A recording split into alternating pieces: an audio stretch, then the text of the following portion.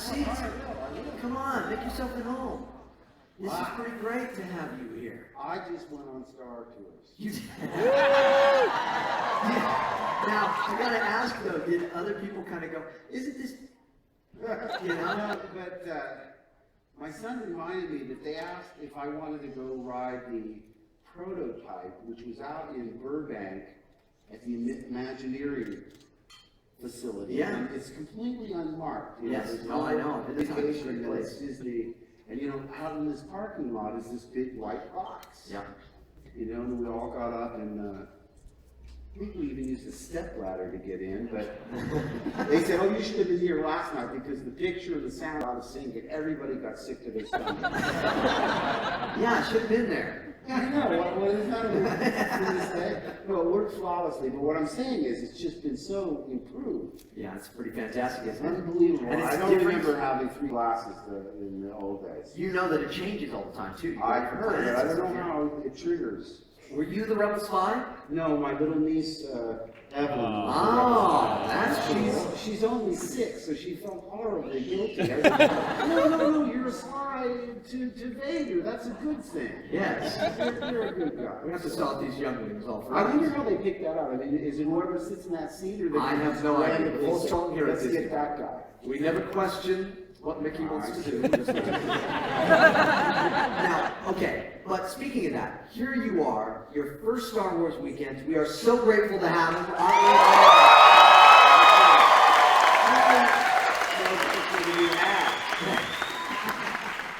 You've been had Did anybody see the show yesterday? Oh, now I'm gonna have to change my answers. I saw it. Hey, but let me ask you this though, one question. Are you working on anything new? Well, listen, I was hoping to be clean shaven, Uh-huh. but I'm doing this little low-budget independent movie, and they want me to have a beard. Uh-huh. And I'm big on, I love to keep surprises. Yeah. It takes me forever to grow a beard. So I did a test run, and I realized if I waited till the day after tomorrow, when I finish here, I wouldn't be ready for when they're going to be ready. So, and by the way, I'm up for the title role in the George Lucas story. Fingers crossed. Yeah. I'm on that beard. You got it down. And I'm already too old for that part. No. Well, you know, just very briefly, I just want to say, I remember going to the movies and seeing Star Wars as a young man, and what I loved about it was that I didn't know what to expect. Yes. I love going to the movies and being surprised by it all, being taken in by it all. That's what movies are about. And so the thing that we love is that we're going to actually be surprised by it if we don't have all this information constantly there. So we're going to talk more about these other movies you've done, 4, 5, and 6. Well, see, this crowd understand. I mean, you guys, I've always said this, the Star Wars fans over the years have become like family to me, in the sense that I can trust you. I mean, you are so affectionate, you're so positive, and you understand, like a lot of people I don't think understand, that the reason the secrecy is so high is not because we want to annoy you or frustrate you, is we want to maximize your enjoyment of episode 7 when it finally hits, and we want you to discover at the movies and not on the internet. There are terrible blue meanies out there, blue meanies that will leak the script and pictures from on set, you know, where everybody has a camera on their phone now, and it's too bad because I had 4 sisters. And they used to love to go into my parents' closet and saying, "You're getting the Beanie and Cecil puppet for Christmas." Yeah. And not only does it ruin the surprise, but then you have to act surprised like you don't know. So, That's right. But people are bored of how we're trying. And if I were you, if you see stuff on the internet where people try and black stuff, do that. Nothing to see. Move Not on. dignified. Move on. Look at it. It'll preserve the surprises for you. Well, I wanted something you were talking about when you were a kid. Right. Now, acting.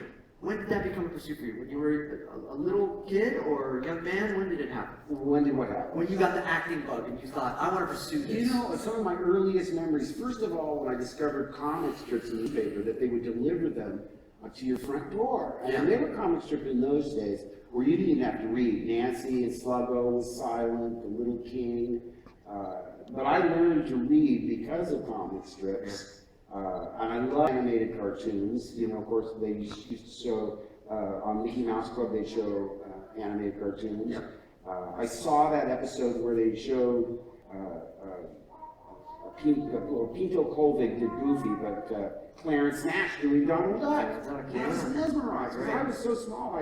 These cartoons would arrive full blown, and you really didn't understand the process of how they were made. And then when I realized, wow, grown-ups go to work, and they do Donald Duck. It's the best job in the world, I'll tell you. I want a job like that, because I think there's something about, I've never understood the concept of a second childhood, because I'm not finished with my first one. That's right. I'm glad you're not. So, what about sci-fi? Were you I'll tell you, my very first movie that just knocked me for a loop was the black and white King Kong on television. And it seemed so tragic to me. I mean, it just made me cry my eyes out because it was on $1 million movie when we lived in New York, which means they showed it Monday through Friday. And so when I saw it Monday, it just devastated me. And then my mom saw me sitting in front of the TV waiting for it to come on Tuesday. And she goes, "What are you going to watch that again for?" I said, "Oh, Mom, you got to see it. It's so great. There's dinosaurs." And for some reason, I thought Kong could avoid going to New York. I thought that was his only downfall. Don't go to New York. It really devastated me. And again, I was so fascinated with the process. I didn't know how they did stop frame animation audience built into the whole. And so then you thought, I want to do something that's acting. But could you have ever imagined then that you would be put into the biggest science fiction film ever? And let me tell you though, on set, like the first couple of days when we were out in Tunisia, because we started at that sequence, and it was before Harrison or Carrie came over. It was me, Tony Daniels, as 3PO, and Kenny Baker, the droids, and Sir Alec Guinness. All those sequences were the first. Okay. And standing out there, and they gave me a ray gun, they gave me a floating car, they gave me a 3PO and an R2. I thought I could just live here the rest of my life. I'm so happy. Look at you. It was so great. I mean, I never took it for granted. It's like pinch me. I just am. Or even, when I eventually got into the Rancor's hand in Return of the Jedi. In Jedi, right? I thought, oh my God, what a dream, because I remember thinking about Fay Ray. Not everybody gets to be in a giant monster. There you are. Yes. I have photographs taken of my son Nathan in the hand. He's got one of the most interesting baby books ever. Because they let him go play in the Muppet workshop, they have these things called anything Muppets where they're Velcro, you switch the eyes, and Frank and Jim were just such family-oriented people that, they couldn't have been more accommodating. That is fantastic. But so now the cast then finally comes together, and you're shooting then, say, in the Millennium Falcon on the Death Star when you finally get Carrie and Harrison and Peter and everybody there. I'd never been to England before. I mean, of course, I had imagined it all in my head. I was a huge Beatlemaniac, and I loved British movies. The Lavender Hill Mob, Lady Killers. I loved British comedy. One of the things was I lived at Glebe Place in a basement apartment, and I was right near Marylebone Station, which was this big train station. And the first time I took the train, I had this overwhelming sense of deja vu. I mean, why does this look so familiar to me? I couldn't quite place it. And somehow I mentioned it on set, and Gil Taylor, who was the cinematographer on the original Star Wars set, he said, "Marylebone Station?" He said, "Oh, that's where we shot Hard Day's Night." "You shot Hard Day's Night?" And he said, "Yes." And of course, I turned into fanboy. I said, "Oh, what were the like? What was it like?" And Gil had a little bit of the cantankerous C-3PO in him. Yeah. He tended to see the dark cloud in the silver lining. And, I was telling him, all the screaming girls. Yeah, that's rough. He was the one, he actually suggested, and we were at dinner one night in Africa, you know, because I only had a chance to sort of get used to England before we were off to North Africa. Yeah.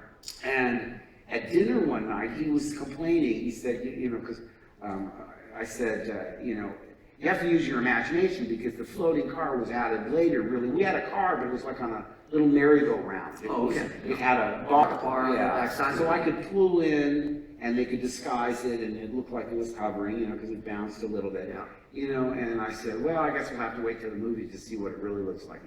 But I told them, why not just get a real hover-up? And,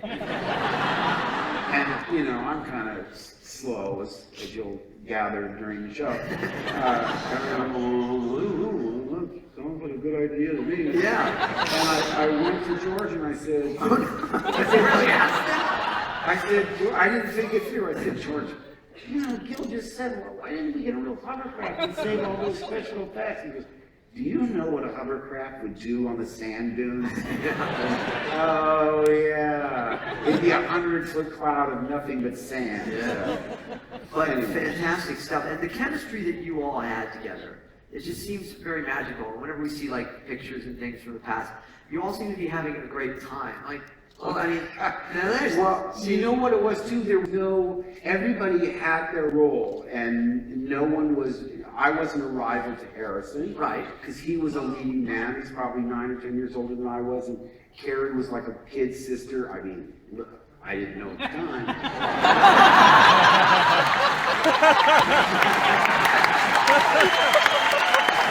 I mean, figuratively, not literally. Sure. And so we all complimented one another, and they came by, you know, when I first got back, we felt like we'd done a whole movie in Africa. Just in that. Yeah, Tony felt a little sort of alienated because we were devoted to each other, and then as new personalities came in, others would go out, and we'd leave Tony behind, and he was sensitive, you know. He has elements of C-3PO in him, and shut him up or shut him down. Well, no, it's, you know, like Harrison had his Chewie, and I had my R2 and 3PO. We're very possessive of that. Yeah. As they came over, we were so happy to see each other, you know, because you're the Americans in a foreign culture. And by the way, nobody in England thought we were doing anything that would last. Yeah, were they just thinking, oh, this is just another American side? They all thought it would be one of those movies that would play at matinees only for children. Because they had Doctor Who, and they had a comic strip called Dan Dare, which is similar, but they're not as used to the kind of variety of fantasy and science fiction. The popcorn movies. We don't really have the popcorn movies as much. No, and they, you know, also too, there were all these phrases that they loved, that just play on your ear. You know, I remember our sound guy was, you know, the boom guy. Because I would say these lines, and they go, and cut it, and I'd look up at him, and he'd be up there, and he'd go. You know, the big, I hope you can see it's the big eye roll. Yeah, we've got you on the big screen. Oh, well, okay. But he would pick up on these lines, and, you know, you'd hear him as he walked by, he goes, hey, we're all going to Alderaan tonight, all of us. I want to go to Alderaan. You know, I mean, Luke was a little too enthusiastic for his own good, and you know, we had to reshoot. I bet you this is a trivia question. You guys probably know it, but we shot a scene where we actually say my name. She says, "Aren't you a little short to be a stormtrooper?" And I go, "Oh, I take off my helmet. You know, I'm Luke Skywalker. I'm here to rescue you." Yeah. Very matter of fact, like, you know, as per the script. Come on. How cool was that, by the way? No. But no, it's not that. It's I love the fact that, you know, he says it like, what else do you do with a princess? You rescue her, right? Come on. Everybody knows that. But we had shot that scene before they changed my name to Luke Skywalker. So I saw it on the call sheet again. I said, wait a minute, is this scene, whatever it was, 38? They said, to my dresser. And he said, oh yeah, they're going to do that again. I said, why? He said, I don't know. I think they've changed the name. Yeah. So I thought, well, if they want to change the name, they should just go to an angle over my shoulder, and I can dub in whatever. But George wanted that moment where I take off my helmet on a medium close-up. And I said, what did they change my name to? And they said, when I heard Luke Skywalker. Now, mind you, for 10 weeks or however long, I don't know, let's say 4 or 5 weeks, whatever it was, from when I read to Africa to back to England when we were shooting the main scenes, Yeah. I was another name. Does anybody know what I was? You were Gern Blanstein. No, somebody said it. Star Killer. I was Luke Starkiller. Luke Starkiller. And that seemed to me kind of tough. Yeah. And I like that. And then when they said, you don't know, they don't like you having the word kill in your name. It's too negative. And so I said, well, what do they change it to? Luke Skywalker. It sounded like Luke Flyswatter. It sounded wrong. And it just rankled. I mean, you know what it's like once you get used to a certain thing and then people, you want to change it. And now it's the other way around. Luke Starkiller sounds weird. different to me. Hey, now Mark, would you mind if we took you inside the Akbar studio right now? Yes, to quote someone. It's a trap! You gotta watch out. See, he's gonna pop up. So I want to talk about Star Wars, but I also want to talk about Sprint. Any Simpsons fans out there? Woo! Okay, you're going to buy sci-fi, Mike, whatever that con I went to, in Simpsons. I get out there and I say, yes, I want to talk about Star Wars, but I also want to talk about Sprint. And there's somebody in the audience goes, yeah, talk about Star Wars. And you hear Homer go, shut up, you nerds, you're trying to save you money on long distance. I always loved that. The fact that I would go and be a shill. Instead of just talking to you about what you want to hear about, somebody slipped me a little cash, and I'm gonna. Can you hold this when you tell this story? Star Wars weekends. I'm always selling something. Yeah. Sorry. No. Okay. So we want to take you inside the Akbar This studio. is vodka. I'll get drunk and spill my guts about episode 7.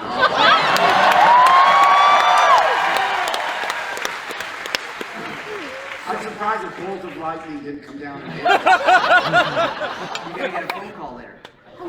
Mark? Don't even joke about it. Don't even joke about it. Hashtag spill my guts. This is not the hashtag you'll Yeah, it's not that. Hey, okay. So, I'm going to mention a few people, and if you could just give us maybe some of your best memories of them. Right. Okay, Alec Guinness. Oh my goodness. He took me to lunch before we went to work to let me get to know him a little bit so he'd feel comfortable. And I'm telling you, first of all, I found it hard at first to even be able to conjure up sentences. I got so choked up. Because my mom had been a huge Alec Guinness fan and made sure that I'd seen movies like The Lady Killers, Louder and Mob, Bridge on the River Kwai, the majority of one, on and on and on. So, I mean, I was dying to talk to him about his career, and I think I told you this yesterday. He said, no. I want to hear about yours. Fantastic. Really? You want to hear about General Hospital and a blue cheese salad dressing you had? I mean, I really had, it was pretty pathetic, but he couldn't have been nicer. He was just the sweetest and most, the grandfather you wished that you could have. Yeah, I don't know. And you know, by the way, I'm the exact age today that he was when he made Star Wars. That's right. 32.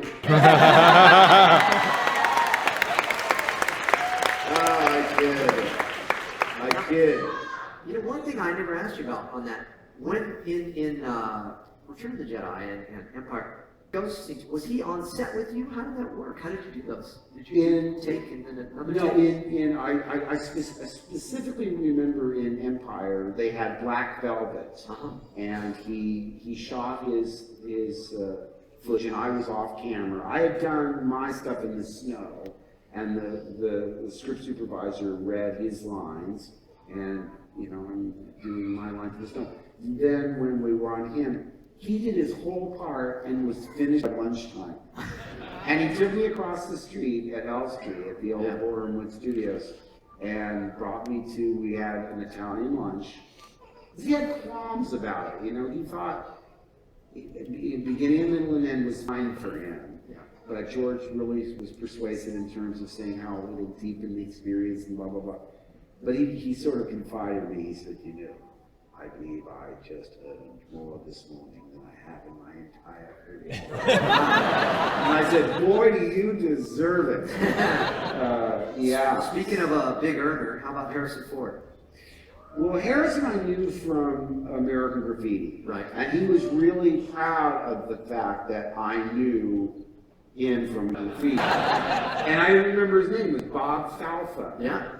And what I said, I remember I said, I just love the way he said, hey, where'd you get the pizza? Expletive deleted. But he had that swagger that we all aspire to.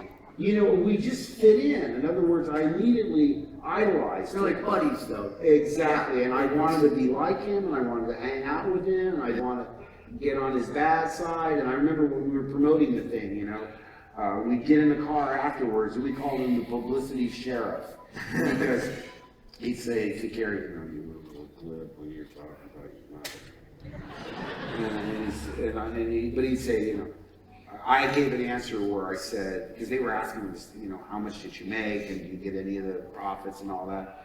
And I had mentioned, I said, well, you know, we did it because we loved it, and we, you know, I don't even know how much we made. And he, you know, he said, I like that. You're really thanks. So we sort of fell in. I've said George casts people that are exactly like what he wants, so he doesn't have to do big major overhaul. Yeah. Carrie was sassy and, you know, independent and, you know, very witty and quick on her feet, and you know, he called us a plan. Give me that gun. You know, no one could have done that better. Well, how about, you didn't get any scenes with him, but you got to meet him, and I heard it was pretty cool. Peter Cushing. Peter Cushing. Well, when I realized I didn't have any scenes with Governor Moff Tarkin, I said, I've got to come to work when he's working. And on 2 separate days, I was able to go, and I observed, you know, like on set, and they introduced us, and then he had a long period where they didn't need him, and we went up into his dressing room, and I was able to, first of all, he was really surprised that I knew that he had been in a Laurel and Hardy film. He was in A Chump at Oxford. Really? When he was probably in his early 20s. Okay. Because A Chump at Oxford, I think, is around 1940, 1941. He also told me his very first film was in The Man in the Iron Mask.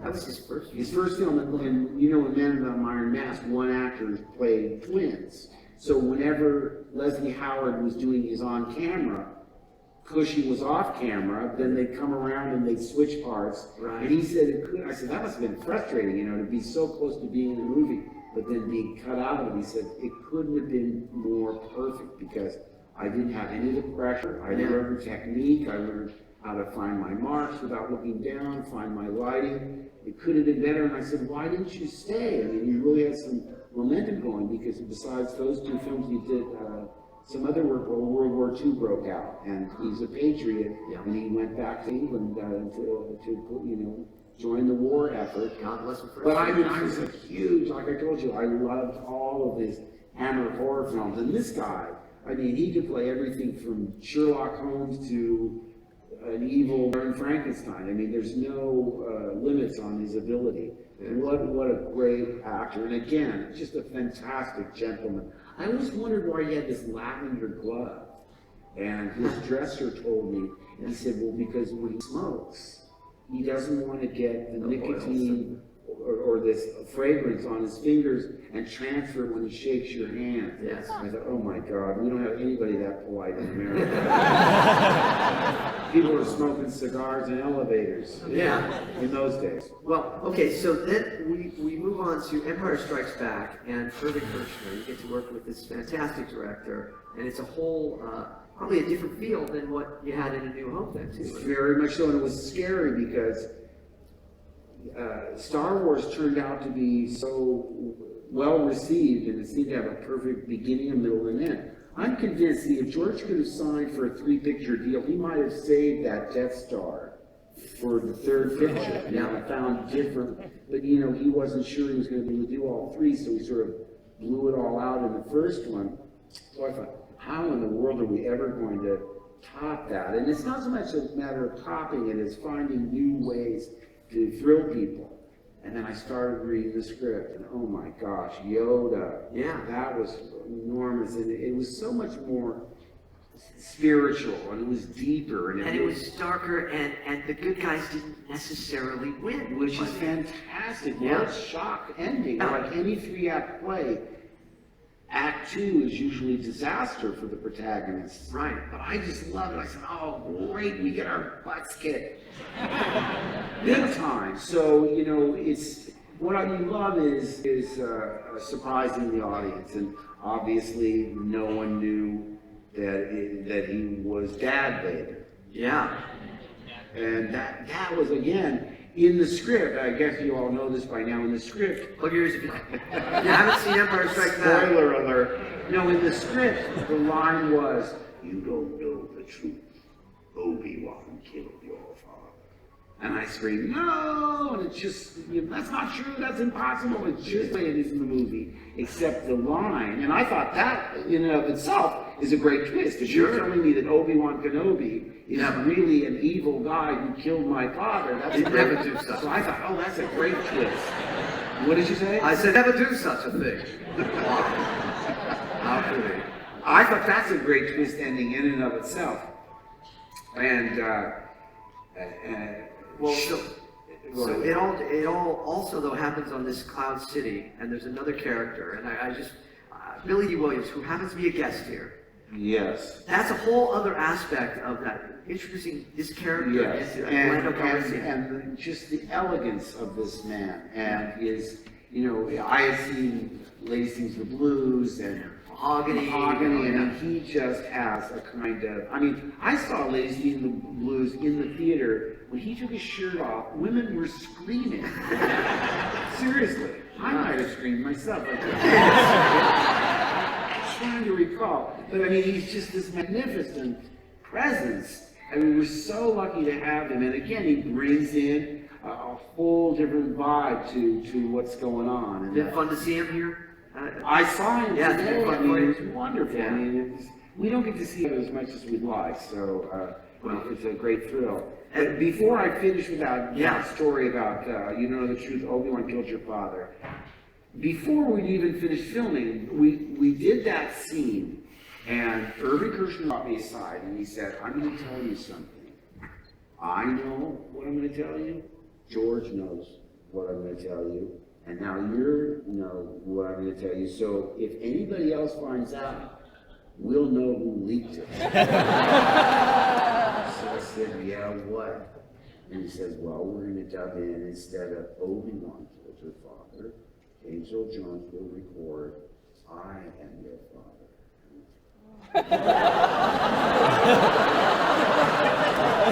So that was before you taped it, before it was filmed. Yes. So I knew when he was saying that, what they were going to dub in later. I'm talking like the day before, maybe the day of. I mean, I was stunned. But what was interesting about it in terms of leaks, I mean, before the internet and all that, let's say we filmed it on a Tuesday. No later than Thursday or Friday, 2 or 3 days after we filmed it. Now, mind you, we're way up, and we had to go way up on these stairs. We were like 40, 50 feet up. Yeah. And there were big wind machines like you see in movies where, you know, they you know, it's like those. look at this, You guys Okay, are there we are. And they get the wind machines going, you know. And when you're trying, you can't hear what anybody's saying. And normally, if it's a human actor, when his mouth stops moving, you know that's your job. It's not so easy with Vader. I said, let me repeat it again. I started going by his. But even in that context, somebody on set, because they would go down to the pub after work. And, you know, stormtroopers and stuff like that. And there were, there were guys, no, out of uniform. You know, back in their street clothes. We never knew who exactly did it, but the tabloid newspapers over there would troll for leaks. They'd have 50-pound notes out, give me, what do you got, what do you got, what do you got? And so within 3 or 4 days of filming that scene, on the front page of a Rupert Murdoch newspaper, I think it was The Sun, it wasn't a headline, it was just a little box. It said, Guinness head baddie in Star Wars 2.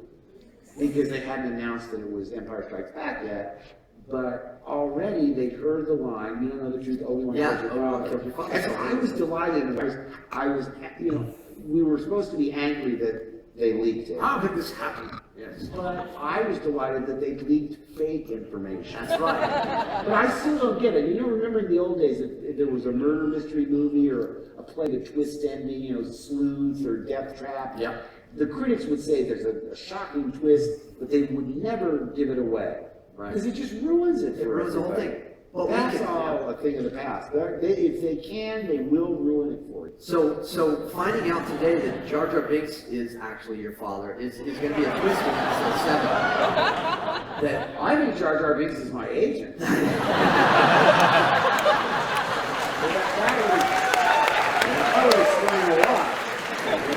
Hey, so speaking of creative puppetry and characters, Yes. it's a segue. I'm the segue king. Frank Oz, Yoda. The two of you made us believe in this little green puppet as this living, breathing character that is one of the most beloved characters in movie history. And it's really between the two of you what you put together, and it's just fantastic. We believe him because Luke believes in him, and it was We fantastic. also did credit to Stuart Freeborn, Okay. who had created the apes for 2001. Yep. He created Chewbacca master who could move the chin, and there was wires inside to manipulate it. So it was a collaboration between the Jim Henson Creature Shop. Stuart did they whipped the foam for the skin. I mean, one great thing about the production was they let you go and observe. I remember early in my career at Universal, I wandered up to Stan Chambers' makeup shop. Oh, wow. He came over and he said, "Can I help you?" I said, "No, I'm just a big fan. I just wanted to meet you." He said, "Well, you've met me now, please." Oh, I mean, I wasn't authorized. It was fully within his rights to, because there's trade espionage and, there's a lot of secrets. But, they were very nervous. Would they be able to pull off even a sophisticated puppet and make people believe it was real? Because you have to remember, this is the days before computer generated imagery. yeah. George had toyed with the idea of a trained monkey in a mask. That'd be a whole I different know, movie. I mean, fingers crossed. It worked with an elephant being a bantha, but all he had to do was, walk away and you'd be done with it. I mean, even a trained monkey, you'd have to have some sort of articulated mouth and, the nightmare. But I have to say, and I said to Frank, I said, the only thing that worries me is, he's always, many years ago, he's walking along. Hang on, I got a little problem. Yeah. Oh, yeah. Oh, yeah. Yeah, cute. Go ahead. It is cute. This looks like. It's like if Kermit and Yoda were Well, no, what I'm saying is, everybody's used to, a puppet walking along this way, right? But you never see his feet. I said, that's going to be the hardest thing. People, you recognize him now? There How are you going to get around the fact that you never see his feet? I thought this is so clever, and it shows you a little bit about human psychology. Right at the beginning, where I mistake him for just like some kind of frog, I'm looking for, I don't know. He's like Gollum or something. I'm looking for some 6'2", handsome guy with a I am chest you Yoda. get Shakespeare from. Hello. Yes, exactly. That's what the whole audience is misled into thinking. We're looking for somebody that's like a 29-year-old version of Obi-Wan Kenobi. And so he's like this pest, there's misdirection, and he's going through my gear. But there's one shot where he climbs up on the box, and he puts a knee up. Yep. And that, once the audience saw that, so I'm told, and Frank is wiser at these things than I am, because once they see that, they'll forget about that and fill in, I think there's a couple of long shots where Pete Roy is in a Yoda outfit. Oh, In yeah. a long shot. Long shot. So that he's walking, but Man. believe me, they let me try and work Yoda. Because I mean, we go down on Saturdays when we weren't filming in the early days. Because you know what happened on Empire? They wrapped everybody else and saved all the Yoda stuff for the end of the picture. Oh, is that right? So Yeah. Harrison went home and Carrie went home, and for months, I was the only human being on the call sheet. So you really were alone on Dagobah. Lizard, puppets, reptiles, Mark Hamil. It was so lonely. Oh, it's Respectable. But I loved it. But and I was saying, you know, because I got on with Frank and Wendy and his whole crew, but they were in trenches, you know, so they would take the lid off. They'd get into their trenches. They had the TV monitors, and once they got everything all covered up, I was the only one out there. So it was the longest of the three. It took us 9 months of shooting. Man. And I had a little radio plug in my ear, Yeah. and they could whisper. It's so odd, you know, to have like a little Jiminy Cricket on your shoulders. Mark, what? Watch Goldfinger on TV last night. Yeah, watch Goldfinger. That's a good one. But I also, depending on where I walk, I could pick up radio signals. I once did this because the first time it happened, I laughed, and they said, cut. The Kirsch was way across the lagoon, you know, with one of those bullhorns. Yeah. So he was like about as far away as where the theater goes up in the back. Yeah. And he goes, well, you know, what happened?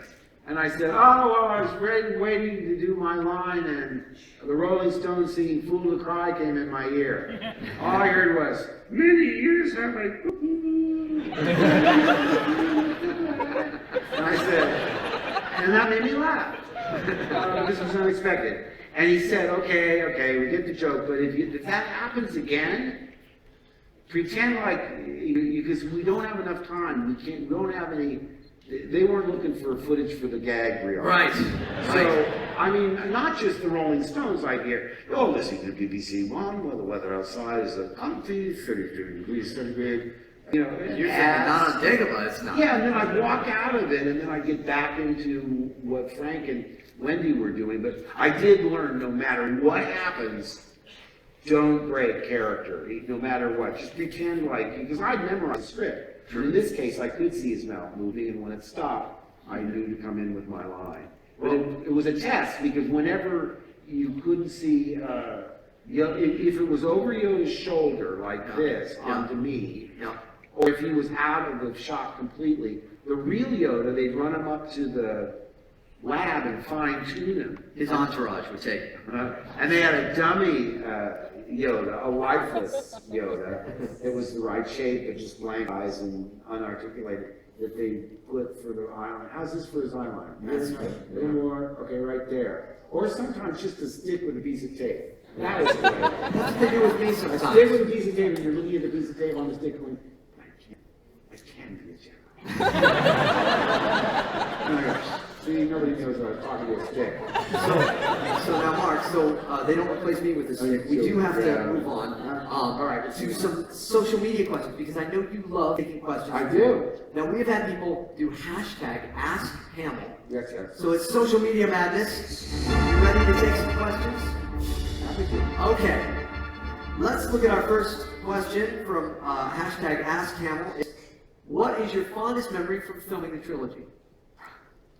Well, you know, I hate to do an absolute, but I do remember thinking the most fun we had when we were all together. Yeah. When we were all in the trash compactor. In the cockpit together. And you know, I remember the three of us, we had a goal. We always wanted to cheer George up, because George, when he's filming, is so depressed. You know, we do a big take, you know, they're coming in too fast, and explosions going off, and the take would be over, and you'd look over at George for approval, and he'd just go.